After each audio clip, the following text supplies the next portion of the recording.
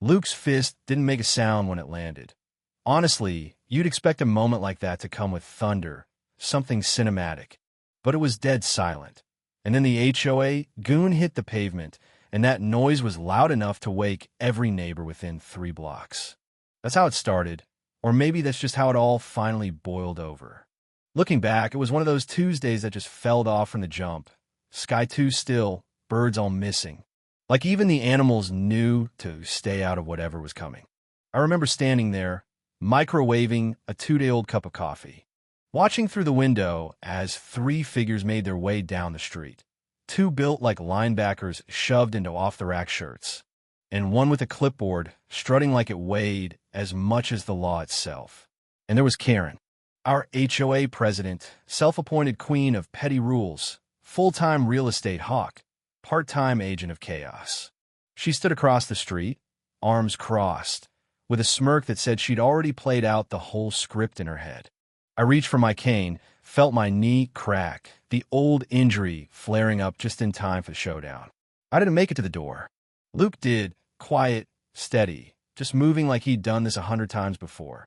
He opened that door slow, almost polite, like he was giving them a chance to rethink whatever drama they had planned. But they just doubled down. Clipboard guy cleared his throat, reading off something about Phase 2 Enforcement Authority, HOA Clause 18C. Whatever that means, his voice sounding like he was reciting Holy Scripture. Luke just squinted at him. That real? The man insisted it was. I stepped in, couldn't help myself. Told him you can't just rewrite the law with a printer and highlighter. That's when Karen piped up, talking about visual alignment and subdivision standards, which, in her mind, basically meant our American flag wasn't harmonious enough for her taste. One of the goons shifted. Luke's eyes darted, calculating. He was always 3 moves ahead, even if you couldn't see it on his face. Clipboard guy tried to step up on the porch, holding his paper like a badge, and Karen raised her phone across the street, getting the angle just right. That's when it hit me. This wasn't enforcement. This was theater. A setup. I saw it too late. Clipboard guy leaned in, probably to hand over the notice, or maybe just to provoke. Either way, Luke's fist moved, fast and sure. Clipboard shattered. The man hit the bricks hard, and for a second, the world went still. His partner froze when Luke just turned to look at him. No threat, just that cold soldier calm. For a second, you could hear a pin drop. If not for the cell phones coming out all around us, the sound of Karen's grin could have cut glass. She started calling out, not to us, but to her phone, announcing an assault under HOA enforcement protocol, demanding police intervention. I snapped. You're not law enforcement. This isn't compliance, it's harassment. Karen dropped her phone, just a little, so she could stare me down. You could have just painted the fence.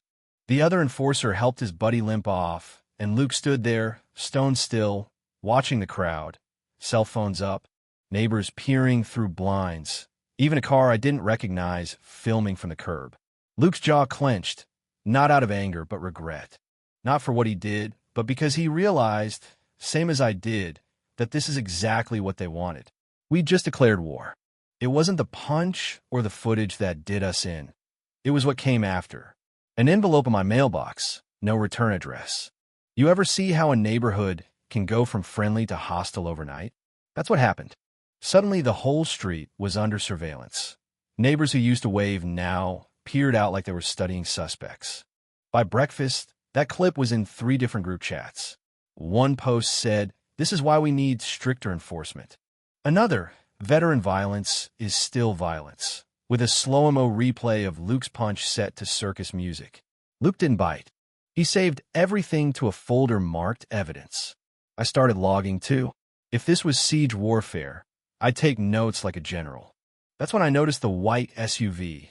No logo, no plates, parked across the street every morning, like clockwork.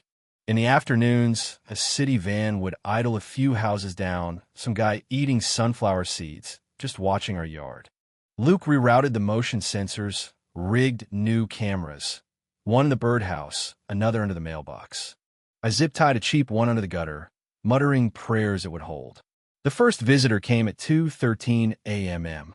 Skinny build, hoodie, gloves, creeping through the backyard like he was casing the place. Luke paused the footage, pointed at his shoes, gray Adidas, blue marker on the heel. Rick, our old friend, used to wear those back in high school. Sure enough, next morning, Rick shows up, big smile, acting like nothing's changed. Heard things got wild, he said, all casual. Luke stood behind me, arms crossed, silent. Rick tried to play peacemaker, dropping hints that if we'd just give Karen something, maybe she'd back off. Good faith, he called it. A little gesture to let her feel like she won. Luke wasn't buying it, asked Rick about the shoes. Rick dodged, then left with a warning. When things escalate, the one who swings isn't always the one who gets punished. That night, Rhonda came by, crowbar in one hand, casserole in the other, dropped off a laminated copy of the HOA charter. 3 sections circled in red. I marked what they're misquoting, she said. Start there. Hit them where it hurts. We mapped every way in and out of the neighborhood, cataloged every blind spot, every weak fence post. At 1 a.m., the white SUV came back. Luke stood in the driveway, no shirt, just waiting. The car sat a few seconds, then drove off. Later, we caught 2 men in reflective vests, compliance observers, sneaking around with GoPros and measuring tape, chalking up the lawn like they were prepping for a funeral. Karen watched from across the street, iced tea in hand, HOA tea party in full swing. Luke started recording right back, and they finally left, Karen clapping like it was some kind of show. Next morning, 6 new violations taped to the garage. Noise disturbance. Community hostility. Luke's boots cited as excessively disruptive to morning peace. Rhonda stormed in, furious. Her garden hose had been flagged for being aggressively coiled. Karen was demanding every neighbor under 60, whispering about veteran-related trauma. That's slander, I said. That's strategy, Rhonda corrected. Rick came back, trying to act friendly, warning us not to fight. She sent you here to say that. Luke pressed. Rick didn't answer. You want a vice? He said. Cool off, stay inside, let blow over. He pointed at the orange stake in the yard. You pull that out, she wins. You leave it in, she wins anyway. That night, more trespassers, contractors, flashlights, but Luke ran them off. No violence, just a warning. We kept cataloging everything, building a counter case. A new envelope arrived. You should have left when you had the chance. They called it temporary protection enforcement, but really it was just another threat. Karen filed a complaint, cited Luke's posture and body language as intimidating. 2 neighbors, strangers, provided statements. By noon, the whole story was online. An email blast from the HOA, blurred image of Luke, timestamp from our porch cam, captioned, "It only takes 1 moment for silence to become danger." Rhonda brought over laptops and a folder labeled "In Case of Tyrants." But by then, the neighborhood had chosen sides, and most weren't on ours. Luke started to unravel just a little. I caught him out back, sharpening his knife, hands moving slow. You okay? I asked. Do I look okay? He said. No, I told him. You look like I did the day they came for me. He stopped sharpening. I didn't tell you how it ended. I signed the papers. I walked away. Luke stared at me, then went back to the blade. Next morning, 2 patrol cars pulled up, 1 marked, 1 unmarked. The HOA enforcer from before, clipboard in hand, playing sheriff. You got a warrant? I demanded. The cop hedged. Community-initiated detainment. Voluntary. Technically. Luke stepped out, slow, silent, handed me his phone, knife, keys, then offered his wrists. They cuffed him, not hard, just tight enough to sting. Plastic bands, symbolic, they called it. Karen watched from her lawn chair, said, I hope he gets the help he needs. Luke came back 8 hours later. No charges, just paperwork stamped, reviewed, concerns noted. Karen's statement was 3 pages. Claimed Luke's boots were deliberately loud, his silence psychologically manipulative. That's when I realized this wasn't misunderstanding. This was the playbook, weaponize perception, rewrite intent, control the story. Then came the photo. Our porch, a shadow in the corner, red ink scrawled, "You're not safe anymore." I saw Rick's garage door cracked open. Inside, HOA binders, blueprints, compliance logs, our names circled, escalation likely stamped beside Luke's. Rick was waiting for me, arms crossed, calm. "This your hobby now?" I asked. "No, this is cleanup," he said. "Luke isn't dangerous. He is when you're not watching." Rick showed me a photo from high school, wrestling medals, fake smiles. "You raised him to fight. Now you're mad the world's giving you what you trained him for." Luke appeared in the doorway. "So this is revenge?" Rick smiled. "No, this is balance. I'm keeping them from kicking you out the hard way." Turns out, Karen's brother was bankrolling the contractors. Rick's dad led the HOA training, and they'd already approved development plans for our land before the first violation. We were never meant to win. They just wanted us out. But we didn't fold. We fortified. Steel bars in the fence, cameras everywhere. Rhonda rewired the doorbell. Luke chalked perimeter markers. The neighborhood watched, some with pity, some with popcorn. But it was all for show, because they had the blueprints, and we had nothing but stubbornness. At night, I'd look at Luke, see the weight on his shoulders, the doubt in his eyes.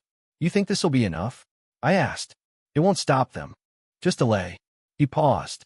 "You sure this is what you want?" I hesitated, thinking about my wife's old wind chime, the piece we'd bought, the quiet mornings. "It's what we have to do," I said. Karen escalated, showed up with citations, trespassing last week caught on our cameras. "We'll all enjoy discovery, won't we?" she smiled. That night, the first real breach. Tripwires, flares, chaos. Luke held the line. Rhonda barreled in with a fire extinguisher.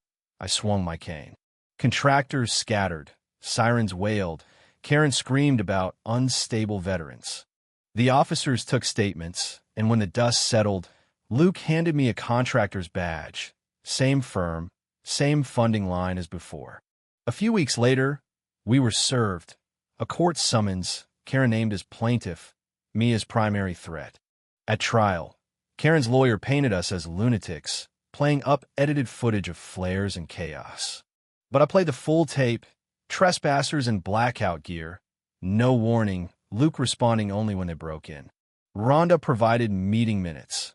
Our home was federally protected under Code 618, making HOA actions illegal. The judge, Whitaker, didn't smile, but he ruled for a full audit of all citations. Karen tried to protest. The bailiff blocked the door. Outside, Luke finally breathed, like he'd been underwater for weeks. Rhonda hugged me, and the judge muttered, "Next time you fight back, file sooner." Karen resigned. Rick moved away. Contractors lost their licenses. The board dissolved. We got a letter, protective status reaffirmed, all complaints withdrawn, no future citations allowed. Rhonda, now the new HOA president, led a vote. No private enforcement, no more Karen. Now we sit on the porch, wind chimes singing, the fence rebuilt stronger than ever. Luke planted a flag, just blue and green, his own. Sometimes when the quiet settles, Luke says, "I didn't think we'd keep it. The house, I mean." I tell him, sometimes doing the right thing means not moving at all, means saying, "You don't get to take this." We didn't win by being loud. We won because we stayed, through the threats, through the silence. We stayed, and that was enough. We didn't ask for war, but we finished it. Now this house is ours, a fence nobody crosses, a home no one can touch. It's not perfect, but it's home. After everything they threw at us, we're still here, and we're not going anywhere. So, let me ask you, where do you draw the line between standing your ground and starting a war? When is enough really enough? Drop your thoughts in the comments. Tell me, have you ever had to fight for your home, for your peace, for your right to just be left alone? I want to hear your story.